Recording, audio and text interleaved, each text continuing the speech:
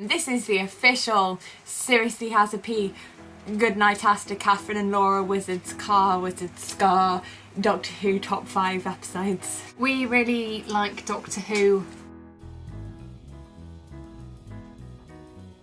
Let's get on with some cultural British history. 1. The Empty Child and the Doctor Dances. We like this story because it's set in the 40s. And we like the 40s. The story is very creepy without being, what would you say? Well, it has a happy ending because everybody lives, Rose, everybody lives.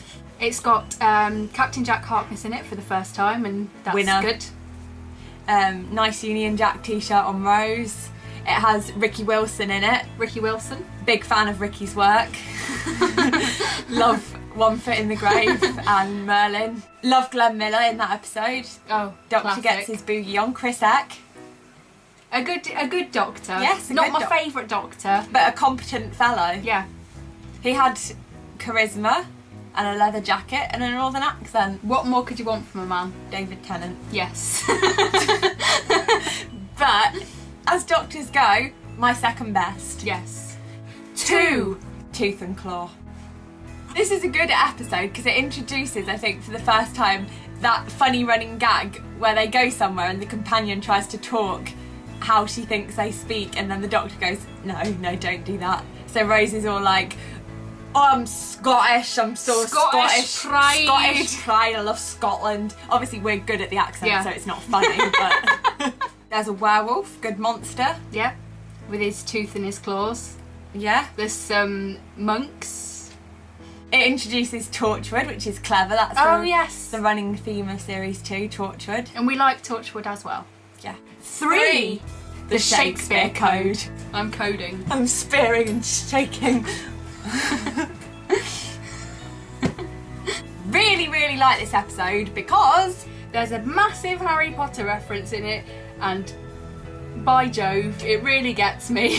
Expelliarmus! The Harry Potter reference is really clever because when this episode was released in 2007, it was just before the 7th book came out, and then the doctors were like, oh, I cried so much when I read the 7th book, and we all screamed at the telly. Yes, all the nerds were like...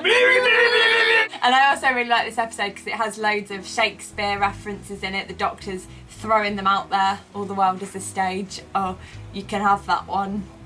And then I also like the bit where he's like, oh, we can flirt later, and Shakespeare's all like, is that a promise, Doctor? And then 57 academics punched the air. Shakespeare's got swagger and an earring in this episode, which isn't how you picture him, so that was nice. 4.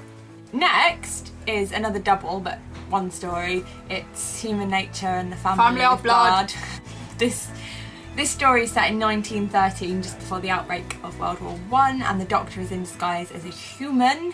He's really mean to Martha and he falls in love with a nurse, and it's very heartbreaking, but it's also great because Harry Lloyd's in it, which is nice. You get to see a different side to the Doctor. Yes, a human side, a vulnerable side. And there's that Journal of Impossible Things. Yeah, so it's got the nice journal with the drawings in it, and the pocket watch, which obviously comes back, the motif later when the Master pops out. Nice word. Yeah, I thought... Use the English Get lit. the English lit A-level out, wham! Yes, it's a nice setup for what happens later. 5! The unicorn. Oh, and the wasp.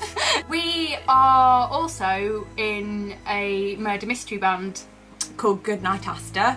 We wrote our own murder mystery. Every song is a suspect, so naturally this episode is probably one of our toppest episodes ever. Because we loves the Agatha. There's Agatha Christie puns and titles fed all the way through it, and I get so excited at everyone. Like, why didn't they ask heavens? There is a very funny bit where the Doctor gets poisoned and he's trying to signal out what he needs. He's detoxing himself, and it's all Camptown races and Harvey Wallbanger.